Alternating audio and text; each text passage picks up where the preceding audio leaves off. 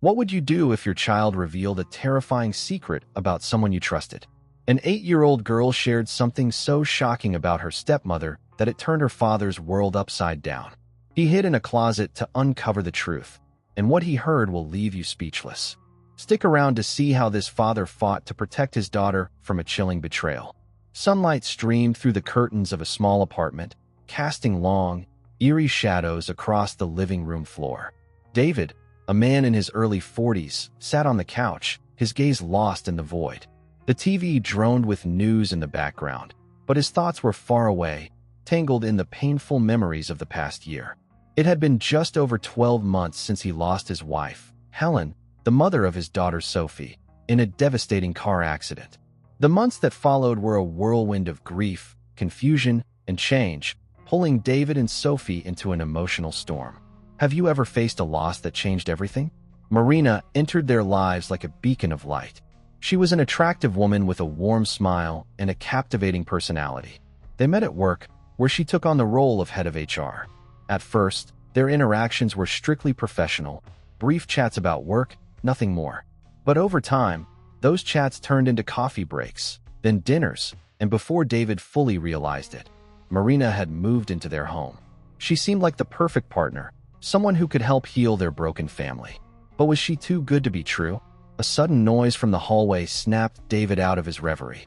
His 8-year-old daughter, Sophie, appeared in the doorway, looking subdued. Normally a bundle of energy, always chatting and laughing, Sophie's shoulders slumped, and her eyes were fixed on the floor. "Sophie, sweetheart, are you okay?" David asked, rising from the couch, his voice laced with concern. Sophie lifted her eyes, red as if she'd been crying. She bit her lower lip, a sign something was deeply troubling her. What could make a child so afraid? "Dad, can I talk to you?" she whispered, her voice trembling. "Of course, sweetheart," David replied, patting the spot next to him on the couch. Sophie approached slowly, her steps hesitant, and sat beside him, keeping a noticeable distance. David frowned, alarmed by her unusual behavior. "What's wrong, honey? You can tell me anything," he said, trying to keep his tone gentle despite the worry growing inside him. Sophie nervously twisted the hem of her dress, avoiding his eyes.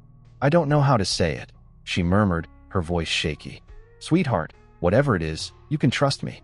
I'm your dad, and I'll always be here for you. Just tell me what's upsetting you," David urged, his heart pounding. Sophie took a deep breath and met his gaze. Her eyes, so much like her mother's, were filled with fear and confusion. "It's about Marina, Dad," she said softly. What secret was she hiding? David felt his heart skip a beat, a chill running through him. "What do you mean, sweetheart?" he asked, his voice steady but filled with dread. Sophie bit her lip again, struggling to find the words. "She hurts me," she whispered, her voice so faint it was almost lost in the quiet room. The world around David seemed to freeze. "Hurts you? How?" he asked, his voice trembling as he fought to stay calm. Tears rolled down Sophie's cheeks, and she looked down, ashamed. "When you're not here, she gets mad.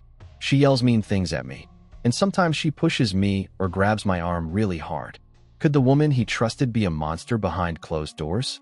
David's mind reeled, refusing to process the words. "Sophie, are you sure? Could it have been a game or a misunderstanding?" he asked, clinging to hope. "No, Dad," Sophie interrupted, her voice breaking with sobs. "It's not a game. It hurts, and I'm scared. Please believe me." Her trembling voice and raw fear shattered David's heart. He wanted to believe it was a misunderstanding, but her pain was undeniable. How could he have missed this?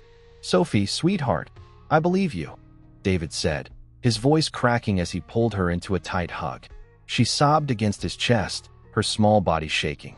He held her close, tears welling in his own eyes. "I'm so sorry, sweetheart," he whispered, guilt washing over him. They sat there for several minutes, David stroking her hair until her sobs quieted. When she calmed, he pulled back slightly to look into her eyes. "Sophie, I need you to tell me everything," he said gently but firmly. "Have you ever had to face a truth that broke your heart?" Sophie wiped her tears with the back of her hand, her voice still shaky. "It started soon after Marina moved in. At first, she just yelled at me, but then she started pushing me and grabbing my arms if I did something she didn't like. And sometimes she pinches me when no one's looking," she added, lowering her gaze as if ashamed. David felt a surge of anger rising within him. How could he have been so blind to what was happening to his little girl? What would you do if you discovered someone you loved was hurting your child? Sophie, why didn't you tell me sooner? David asked, his voice soft but urgent. Sophie shrugged, visibly embarrassed. I was scared. Marina said if I told you, you'd get mad and send me to an orphanage. She said no one would believe me because I'm just a silly little girl. David's heart broke, rage and guilt threatening to overwhelm him. Sophie, I'd never send you away. You're the most important thing in my life, and I'll always believe you and protect you, he said, his voice firm with conviction. Sophie nodded slowly, but doubt lingered in her eyes. You promise you won't be mad at me? She asked, her voice small. I promise, sweetheart. This isn't your fault, David replied, kissing her forehead and pulling her into another hug. Moments later, he stood up, determination settling in. Sophie, I need to see if you have any bruises. Can you show me where Marina hurt you? Can you imagine the pain of seeing proof of your child's suffering? Sophie nodded shyly and rolled up the sleeves of her dress. David barely contained his shock and horror. Her arms bore finger-shaped marks, some yellowed, others fresh with a purple hue. Oh my God, he whispered, nausea rising at the sight. Are there any more bruises, Sophie? She nodded and lifted the hem of her dress, revealing her legs. More bruises, some clearly resembling hand or finger marks, marred her skin. David closed his eyes for a moment, fighting back a wave of guilt and anger that threatened to consume him. How could he have let this happen under his own roof? Sophie's frightened gaze met his. Are you mad, Dad? She asked, her voice trembling. Not at you, sweetheart, David said, his voice thick with emotion. I'm mad at Marina for hurting you and at myself for not noticing sooner. It's not your fault, Dad, Sophie replied with a wisdom beyond her years. Marina's a really good actress. She's always nice when you're around. David nodded, his mind flashing to all the times he'd seen Marina with Sophie. Always gentle, always patient. How could he have been so blind? Sophie, I need you to tell me everything Marina does when I'm not around. Can you do that? Sophie nodded, but fear flickered in her eyes. When you go to work, she changes. She gets cold, says I'm a burden, that I ruined her life when she moved in. And she says you don't really love me. That's why you're always at work. Have you ever felt betrayed by someone you thought you knew? David's throat tightened with anguish. That's not true, honey. I love you more than anything in the world. You're my everything, he said, his voice breaking. Sophie nodded, but he could see Marina's words had left deep scars on her heart. When was the last time she hurt you? He asked, dreading the answer. Sophie paused, thinking. Yesterday, when you came home late. I was watching TV, waiting for you, but she got mad, grabbed my arm, pushed me into my room, and told me to go to bed. David closed his eyes, recalling the previous night. He'd come home exhausted, and Marina had greeted him with a smile, saying Sophie was asleep. He'd kissed her goodnight, thinking she was sleeping peacefully. Now he realized she was likely pretending to avoid trouble. Is there anything else I need to know, Sophie? Even the smallest detail matters, he said. What secrets might a child be too scared to share? Sophie hesitated, then said, Sometimes, when you work the night shift, she invites her friends over. They drink wine and talk loudly. Once, I woke up because I was thirsty, but when I came out, Marina got mad, grabbed my hair, and dragged me back to my room. She said if I came out again, she'd lock me in the closet all night. David's anger surged, a fiery knot in his chest. How could Marina threaten his daughter? How could she be so different from the woman he thought he knew? Sophie, you were so brave to tell me all this, David said, his voice steady despite his rage. I promise I'll make this right. Marina will never hurt you again. Really? Sophie's voice trembled with hope and fear. Really? Things will change starting now, David vowed, hugging her tightly as her small body shook beside him. Would you have the courage to confront someone you loved? At that moment, the sound of a key turning in the front door made them both freeze. Sophie clung to David, her grip tightening. It's Marina, she whispered, her voice thick with fear. David looked into her eyes, his resolve hardening. Don't worry, sweetheart. I won't let her hurt you, he said. Sophie nodded, her wide, frightened eyes fixed on the living room door as Marina entered. Hello, my favorite family. Marina's cheerful voice filled the room. She carried a grocery bag in one hand and her purse in the other, her smile bright. But it faltered when she saw David's serious expression. "Is something wrong?" she asked, her tone cautious. David studied her, the woman he thought he knew, now searching for signs of the cruelty Sophie described. "We need to talk, Marina," he said, his voice calm but firm. Was she hiding a dark side? Marina frowned, setting the bags on the floor. "Of course. What's going on?"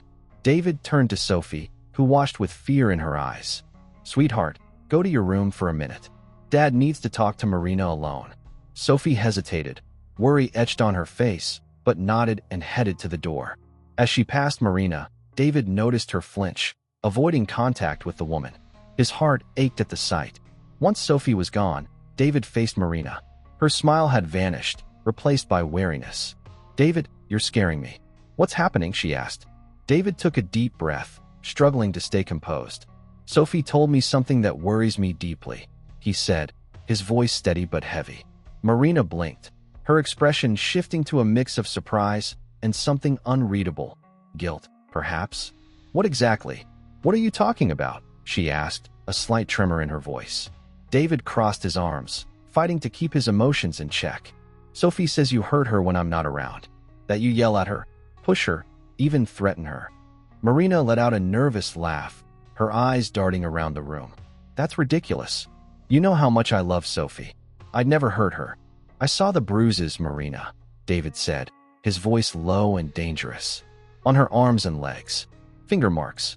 How do you explain that? Was she lying to his face?" The color drained from Marina's face. "You know how kids are," she said, forcing a smile. "They run around, fall, get hurt. Probably happened at school or the playground." David shook his head, anger rising. "Some of those bruises clearly show finger marks. Sophie was very specific about who caused them." Marina stepped back, as if his words had struck her. "And you believe her?" she snapped. "You believe an 8-year-old over me? David, think about what we've been through. Do you really think I could do that?" David ran a hand through his hair, torn between his feelings for Marina and his daughter's pain. "I don't want to believe it, but the evidence is clear. Sophie has never lied to me before." Marina scoffed loudly. "Kids lie all the time, especially when they want attention. Can't you see? Sophie's jealous. She doesn't want to share you with me and is making up stories to drive us apart. Could she be right, or was this a desperate deflection?" For a moment, doubt crept into David's heart. Could Sophie have made it up? But then he remembered the fear in her eyes, the bruises on her skin, and his doubts vanished. This isn't her imagination. It's too specific, too consistent. "And the bruises aren't nothing," he said firmly. "Bruises don't prove anything." Marina shouted, her voice laced with anger. "That girl's always been clumsy. Maybe she did it to herself to get your attention." David was stunned, his voice shaking with fury. "You think my daughter would hurt herself for attention? Do you hear yourself, Marina?" She faltered, realizing she'd gone too far, and tried to backtrack. "I'm sorry," she muttered. "I didn't mean that. This is just a crazy situation.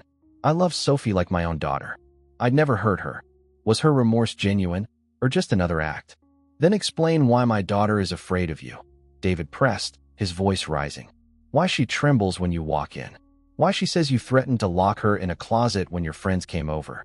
Marina paled further, her composure cracking. David's voice grew louder, his indignation spilling over. "I don't know what's going on, Marina. I believe my daughter, but I care about you too. For now, you need to leave." Marina's eyes widened. "You're kicking me out." "I'm asking you to give us time," David corrected, exhaustion creeping in. "I need to talk to Sophie and figure this out. She won't feel safe with you here." "But where am I supposed to go?" Marina's voice carried desperation. David rubbed his face, feeling drained. "Stay with a friend or at a hotel. I'll pay for a room if you need it. But you need to go." Marina looked around, searching for a way to salvage the situation, but David's resolve was unshakable. She sighed, her shoulders slumping. "Fine," she said quietly. "I'll pack some things and leave." "But David, I swear, this is a misunderstanding." "Not now, Marina," David interrupted. "Just go, please." "Would you have made the same choice?" Marina nodded slowly and headed to the bedroom. David watched her go, a storm of emotions swirling inside him. Part of him wanted to believe it was a mistake, but the part that saw Sophie's fear and bruises knew something was terribly wrong. While Marina packed, David went to Sophie's room. She sat on her bed, clutching her favorite teddy bear. "Dad?" she whispered, her voice faint. "What's going to happen now?" David sat beside her, wrapping her in a hug. "Marina's leaving for a while. I need you to tell me everything so we can fix this." Sophie nodded, gripping her bear tighter. "Are you mad at me?" "No, sweetheart," David said, kissing her forehead. "I'm so proud of you for being brave and telling me the truth. I know it was hard." Sophie relaxed slightly, leaning into him. "I was so scared you wouldn't believe me." "I'll always believe you, honey," David said, hugging her tightly, vowing never to let anyone hurt her again. The sound of the front door opening and closing signaled Marina's departure. Sophie tensed, and David whispered, "Don't be afraid, sweetheart. She won't hurt you anymore. I promise." Sophie nodded, but fear still lingered in her eyes. David knew they had a long road ahead to heal her wounds, both physical and emotional. For now, he held her close, promising they'd face it together. "How about we order some fries for dinner?" he suggested, trying to lighten the mood. Sophie smiled faintly. "With sauce?" "Of course, honey," David said, his heart lifting at her small smile. What small gesture brings you comfort in tough times? David couldn't let go of Marina so easily. He had loved her. That night, he replayed everything in his mind, torn between his feelings and his daughter's safety. The next morning, over breakfast, he decided to take stronger action. "Sophie, sweetheart," he said, stirring his coffee. "I've been thinking about everything you told me." Sophie looked up from her cereal, her big brown eyes searching his. "About Marina?" David nodded. "Yes, I believe you completely, but I need to see it for myself to protect you better." Sophie dropped her spoon, milk splashing. "You're letting her come back?" "Just for a week," David reassured her, seeing her panic. "I'll pretend to go to work, but stay home to watch her. I want to catch her in the act and record it." Sophie looked terrified. "But Dad, she'll hurt me if she thinks you're gone." David knelt beside her, hugging her tightly. "I won't let her touch you, I promise. I'll be here, watching. If she tries anything, I'll stop her. Do you trust me?" Sophie pressed against him. "I trust you, Dad, but I'm scared." "I'm scared too," David admitted. "But we need proof to keep you safe forever. Would you take such a risk to uncover the truth?" They spent days planning carefully. David called Marina, feigning remorse, and asked her to return for a day to talk. She agreed eagerly, her voice dripping with false warmth. The night before the big day, David and Sophie reviewed their plan. "Tomorrow, we act normal," David said, his voice serious but gentle. "I'll pretend to leave for work, but hide in your closet." Sophie nodded, clutching her teddy bear. "I'll pretend everything's fine, even though I'm scared."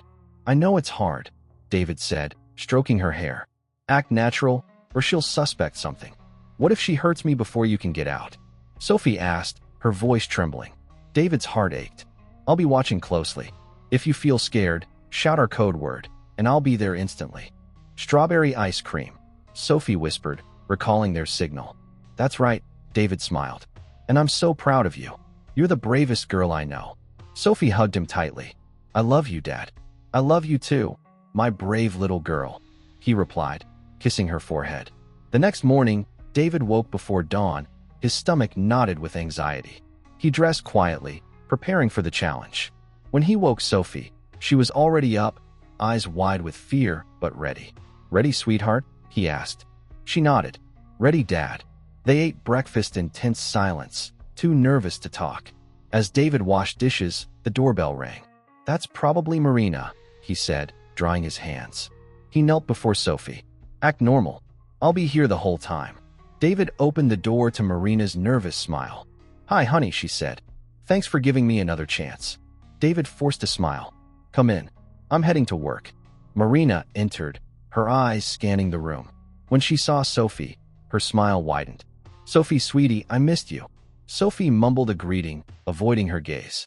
David noticed her tension, but Marina seemed oblivious. "I'd better go," David said, grabbing his bag. "Back tonight." He kissed Sophie, whispering, "I'm always nearby." David stepped out, leaving the door ajar, waited, then slipped back inside. He hid in Sophie's closet, phone ready to record. Hours passed.